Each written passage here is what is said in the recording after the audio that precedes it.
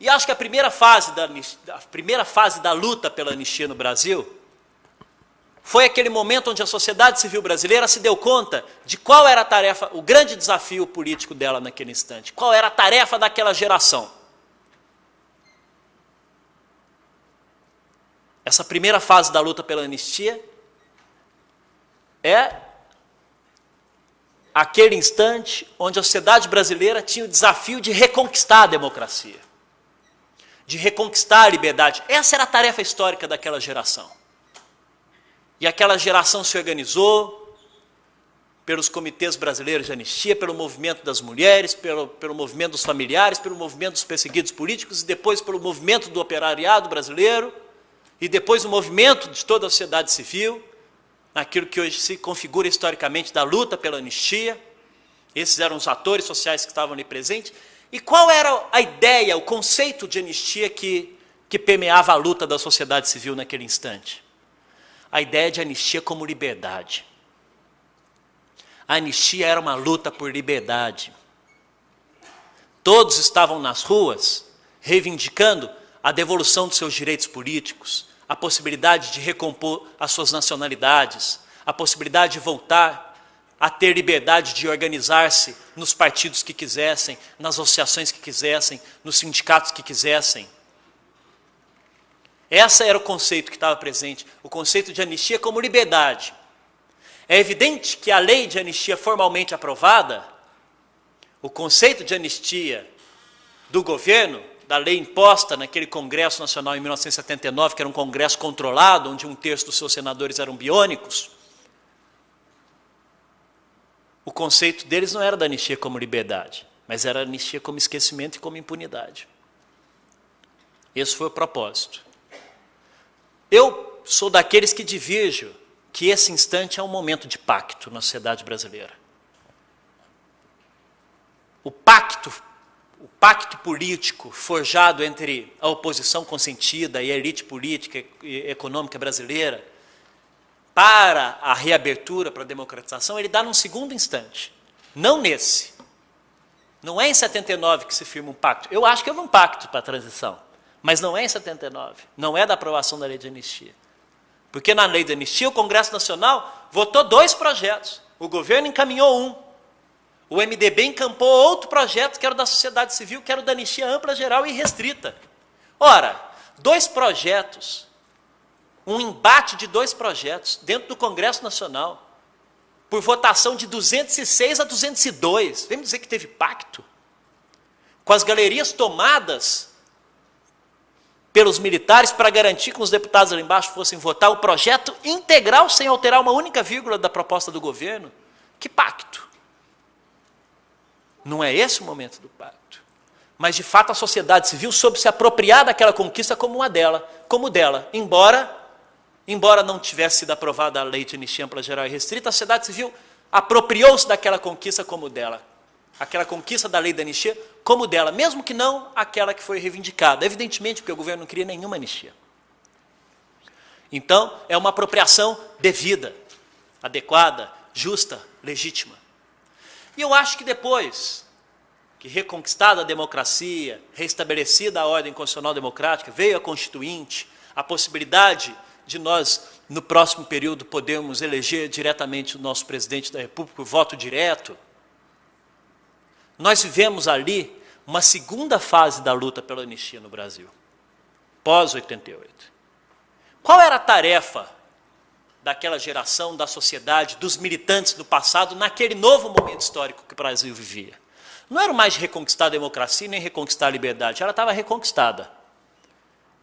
Mas era o de vivenciar essa liberdade e essa democracia.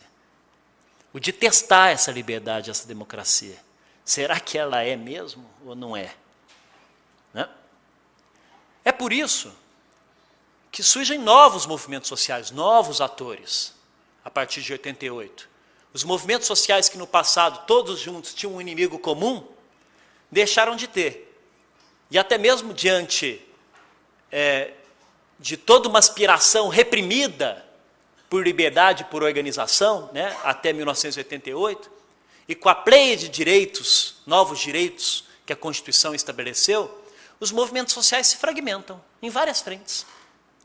Surge o movimento social ambiental, o movimento social da criança e adolescente, o movimento social dos idosos, o movimento pela luta pela terra e assim por diante. O movimento homossexual, vários novos movimentos sociais. A tarefa era outra, era de testar. Será que a gente também, realmente, a gente pode também lutar pela terra, também lutar pelos idosos, lutar pela juventude, lutar pela... e assim por diante? Por novos direitos? Então essa era uma nova tarefa. Evidente que os que foram atingidos pelo sistema repressivo permaneceram ainda também no seu campo de atuação em busca dos seus direitos. E o conceito de anistia, a ideia de anistia nesse momento no Brasil, ela não é mais anistia como liberdade, mas ela o conceito de anistia nesse momento é a anistia como sinônimo de reparação. Tanto é que a gente leu lá a palavrinha anistia no artigo 8º da DCT como reparação. Então, ela diz, é concedida anistia aos que foram atingidos por atos de exceção. E a gente leu aquilo como é concedida reparação. Criamos uma lei de regulamentação, a Lei 10.559, que é uma lei de reparação. Então, nesse instante, a segunda fase da luta pela anistia, o grande desafio era de reparar as consequências, né, que a repressão gerou no direito a um projeto de vida que foi interrompido por ela a milhares de brasileiros. E eu acho que a gente vive hoje um novo momento, porque me parece que nós estamos agora diante de um novo desafio histórico, de uma nova tarefa, e que a nova geração tem que levá-la adiante. Que tarefa é essa? Não é mais a de reconquistar a democracia, reconquistar a liberdade, testar e vivenciar essa democracia para saber se realmente a gente podia livremente fazer o que nós quiséssemos. Me parece que agora a tarefa histórica é a tarefa do aprofundamento, da democratização das nossas relações sociais. Pelo reconhecimento de que o autoritarismo ainda vige em diferentes espectros das nossas relações sociais. Que mesmo nas democracias, nós ainda temos espasmos de autoritarismo. E que essa dimensão, esses espaços de autoritarismo, ainda permeiam muito das nossas relações nas universidades, dentro dos poderes públicos, dentro do trabalho, dentro da escola, dentro das nossas casas, nas nossas famílias, na relação homem e mulher, onde a cultura machista ainda é predominante.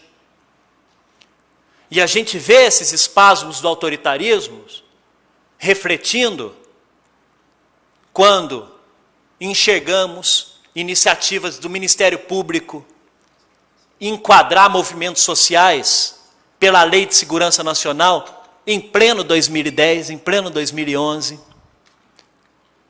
Ou quando nós vemos autoridades tentando proibir manifestações culturais, políticas, em defesa de direitos, tentando proibir marchas, tentando proibir organizações da sociedade civil, tentando proibir até o baile funk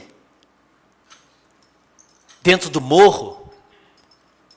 Ou quando a gente ainda vê a polícia ainda promovendo execução sumária, justificando pelos autos de resistência, como aconteceu nos crimes de maio aqui em São Paulo recentemente.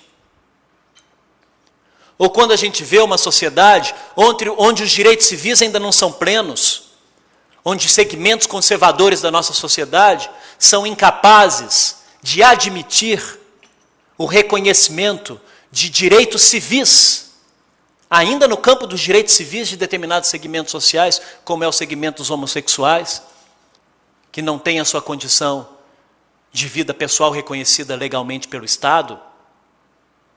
Esse conjunto de espasmos autoritários ainda estão presentes. Nós ainda temos tarefas de democratização das instituições e das relações sociais. Eu acho que esse é o desafio histórico dessa nova geração. A nova geração é todo mundo que estiver vivendo nesse tempo, independentemente da idade, né? Porque é um aspecto eminentemente simbólico, né? No campo da agenda da transição, nós temos novos movimentos sociais. Quando a juventude vai às ruas e reivindica o direito à verdade, o direito à justiça, o direito à memória, como dela, nós estamos diante de uma novidade. Porque aí a dor foi desindividualizada. Não se trata mais de olhar para essas violências como um problema particular das familiares ou dos que foram acometidos por essa violência do Estado.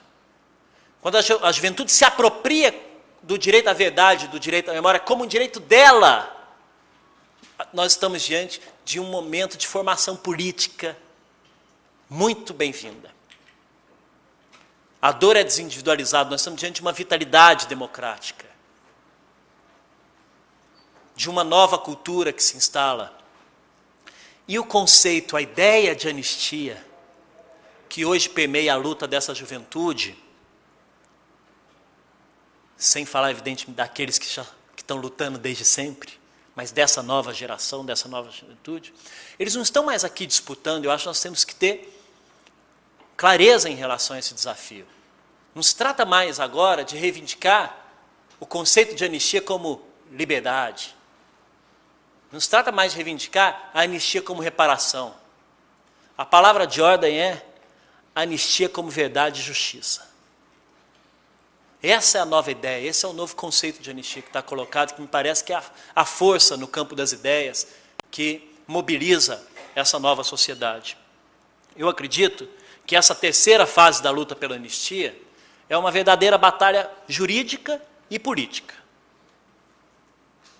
Política, porque nós estamos tratando da possibilidade de reconhecimento de novos direitos. Eu tenho denominado eles de os direitos da transição. Não são direitos de transição. Direitos conquistados em razão do fato de nós termos vivido uma transição e que passam agora a ser incorporados pela cidadania. E mais, esses direitos poderão ser utilizados para qualquer outro tipo de violência, qualquer outro tipo de violação dos direitos fundamentais. O direito à verdade, o direito à memória, o direito à reparação, o direito à justiça. O direito à verdade hoje poderá ser reivindicado para tudo. O direito à memória em relação à violência dos crimes de maio, em relação à violência na favela, em relação à violência contra os MCs, que estão sendo mortos sucessivamente, executados sucessivamente pela expressão das suas ideias, pela força do conteúdo das suas músicas.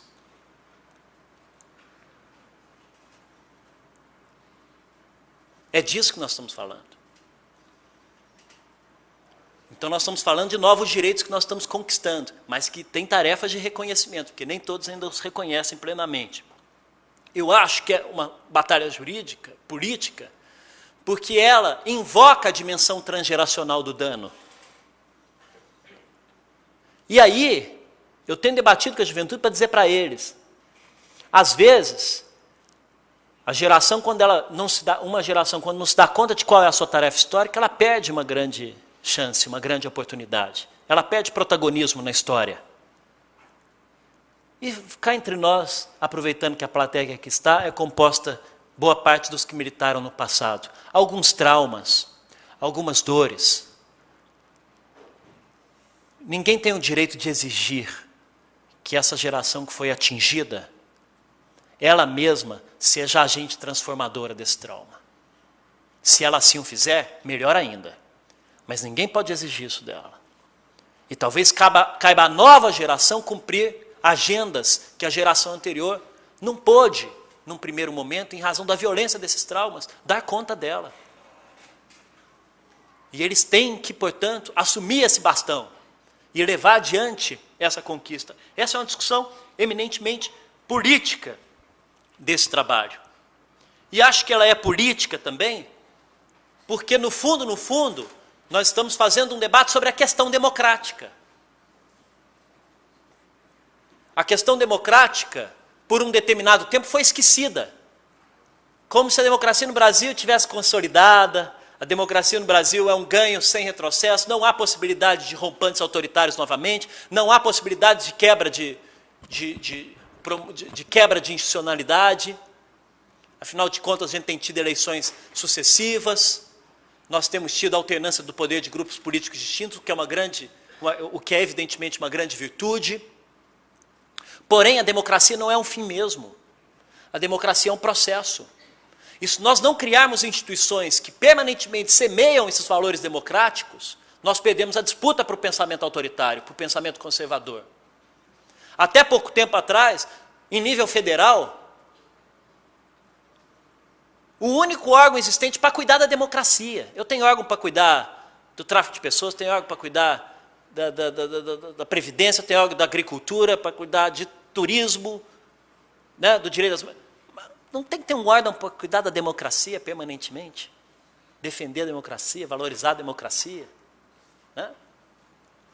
Eu concebo a Comissão da Anistia como esse órgão. Eu acho que a Comissão da Verdade é um órgão, é esse órgão também agora, se eles assim se apropriarem dessa tarefa, como a Comissão de Mortes também é esse órgão. São esses órgãos que temos que saber proteger essas instituições. Debater a questão democrática tem que estar na ordem do dia. Em cada eleição. Democracia não é votar, simplesmente votar e ser votado. E acho que é uma batalha jurídica, porque para nós, o professor André está aqui, nós sabemos que no campo da cultura jurídica,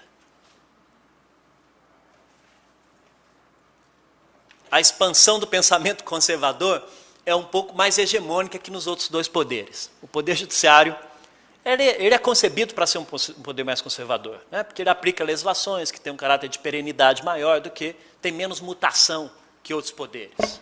Né? Mas a grande verdade é que não é possível que nesse instante de grande mobilização nacional, em favor da memória, em favor da verdade, em favor da justiça, de defesa e disseminação de valores democráticos, uma tarefa que deveria ser do Estado e não do governo, e é do Estado e não é do governo, o Poder Executivo esteja cumprindo as suas tarefas, procurando fazer as políticas de memória, dando a condição administrativa para as comissões de reparação, criando novos programas de assistência e apoio às vítimas, estruturando a sua administração pública para a afirmação do Estado de Direito que ainda está em desenvolvimento, que o Poder Legislativo cumpra a parte dele, aprovando a lei de Mortes Aparecidas em 95, aprovando a lei da Comissão de Justiça em 2002, aprovando agora a lei de acesso à informação, aprovando a lei da Comissão da Verdade. E esse processo de democratização das instituições e das relações sociais, não haja também a participação do Poder Judiciário. Não apenas por uma questão de concepção de Estado, mas, fundamentalmente, pelo reconhecimento de que também esse poder precisa se democratizar para dentro. Até porque ele também tem uma dívida política com a sociedade, pelo papel que ele cumpriu durante a ditadura militar. Onde estavam os juízes quando ocorriam prisões arbitrárias? Quem foram os juízes que negaram o habeas corpus aos presos políticos criminalizados pela ditadura? A acusação e o enquadramento na Lei de Segurança Nacional aos perseguidos políticos eram feitos por promotores civis, não militares. Então esse poder também tem que promover um acerto de contas com a sociedade e para dentro dele mesmo. Veja bem, o direito à verdade, e eu sou contra a falácia de se vender a Comissão da Verdade como a moeda de troca para a não existência da justiça no Brasil. Todo mundo já compreendeu minha posição, evidente. Até porque o direito à verdade, ele só é possível de ser concretizado nas suas potencialidades mais nobres, se houver uma complementariedade das ações das comissões de reparação, que são de verdade, da comissão de verdade, que é de reparação, das comissões, com o sistema de justiça. Vamos dar um exemplo. Recentemente, a família de João Batista Drummond ingressou com uma ação judicial aqui no Tribunal de São Paulo, no Tribunal de Justiça de São Paulo, para que fosse devidamente retificado no atestado de óbito dele que lá está registrado que João Batista Dumont foi morto no dia 16 de dezembro de 1976 por atropelamento na Avenida 9 de Julho. É 9 de julho aqui em São Paulo? E a família quer que conste, como já reconhecido pela Comissão de Mortos Desaparecidos. Então não precisa nem da Comissão da Verdade fazer isso. A Comissão de Mortos já fez isso, já reconstituiu a verdade. Que conste que ele foi morto, não no dia 16, mas no dia 15 de dezembro de 1976, nas dependências do DOI-CODE, do 2º Exército, em São Paulo, sob tortura. Ou seja, a Comissão da Verdade, se a Comissão de Morte já não tivesse feito isso, mas hipoteticamente, a Comissão da Verdade hoje até poderia reconstituir uma nova narrativa e reconhecer, do ponto de vista da verdade factual, qual foi as circunstâncias da morte dele. E declarar formalmente que foi de dia 15 por tortura dentro do 2º Exército. Mas a Comissão da Verdade não terá poderes para mandar alterar o atestado de óbito. Só o sistema de justiça pode fazer. Então o sistema de justiça também tem responsabilidade nesse processo de construção da verdade. Independentemente se vai haver ação criminal, se vai ter alguém preso, se não vai ter alguém preso. Nós estamos falando de dimensões de responsabilização jurídica, seja qual ela for. Por que o Poder Judiciário não cumpre também, adere também a esse movimento nacional? Qual é a razão da recusa? Será a dificuldade de, ao ter que cumprir essa tarefa, ter que reconhecer que ele também no passado construiu jurisprudência para justificar a violência, que ele no passado aderiu à legalidade autoritária, aplicou a Constituição ilegítima, aplicou a Lei de Segurança Nacional? Ora, se estão todo mundo reconhecendo seus erros, se o que nós estamos fazendo nesse momento é uma tentativa de ruptura com a cultura do esquecimento, com a cultura do sigilo, da cultura do não enfrentamento dos nossos erros, qual é a dificuldade de encontrarmos, de desvelarmos, de reconhecer os nossos erros, de reconstruir uma nova jurisprudência da liberdade, dos direitos humanos? Qual é a dificuldade? Então eu acho que é uma batalha jurídica. Para quem é do campo do direito, para nós estamos num horizonte de disputa, dentro da dogmática, que é a de a nossa ordem jurídica internalizar os tratados e convenções internacionais de direitos humanos. Os juristas não conhecem o direito internacional, não aplicam o direito internacional, não fundamentam suas decisões também pelo direito internacional. E isso é péssimo. É péssimo, porque deixamos de, pela construção jurídica da jurisprudência, deixamos de fazer parte de um processo civilizatório, de um processo que se inaugura a partir do pós-guerra, com a criação dos tribunais internacionais, onde nós dissemos para toda a sociedade, a civilização mundial, ou pelo menos ocidental, de que quando nós estivermos diante de graves violações aos direitos humanos, de produção da violência massiva, de violência que é capaz de atingir a condição humana, a própria existência da humanidade. Porque se genocídios se generalizarem, se torturas que destroem e matam os outros se generalizarem, se execuções sumárias e desaparecimento das pessoas se generalizarem, está em jogo a própria existencialidade humana. E aí houve um pacto, pós-Segunda Guerra, quando se viu a loucura que foi aquela violência, de a gente apontar para o mundo novas bases éticas da nossa condição humana, da nossa relação de autoridade. Que nova base ética é essa? A do reconhecimento da tipologia e dos crimes de lesa humanidade. Ao dizer, ora, a violência é um fenômeno da vida, nós não vamos conseguir extingui-la. Mas tem um tipo de violência, um tipo de violação, que a sociedade exprime para o mundo, a ideia de que, se ela acontecer, ela necessariamente, um dia, será apurada. E aí você projeta uma mensagem para o futuro. A qualquer tempo, em qualquer lugar. Claro que tem uma dimensão ética, a ideia de que uma violação a um cidadão lá na África, ela me ofende aqui no Brasil. E aí eu não vou exigir que todos sejam humanistas. Mas tem uma dimensão política, tem uma dimensão jurídica. Porque o contrário dessa tese, o contrário dessa compreensão jurídica, é a formulação da regra de ouro do autoritarismo, que é a seguinte mensagem: ditadores do futuro, genocidas do futuro, algozes das democracias, façam o que quiser quando vocês estiverem com relação de forças, quando vocês tiverem o poder. Os direitos não importam, o que importa é o poder, apenas e simplesmente. Façam o que quiser, só não se esqueçam de, antes de sair, aprovar para vocês mesmos uma lei perdoando a vocês. Porque se fizer isso, aí está tudo bem, vocês podem dormir tranquilo. E nós estamos aqui, então, reconhecendo uma tipologia de crimes. Eu sou adepto do direito penal mínimo. Não acho que o direito penal é a solução para os conflitos da sociedade. Agora, qual é, então, o mínimo desse direito penal? Se não, exatamente, os crimes de lesa humanidade. Se não existir direito penal para genocídio,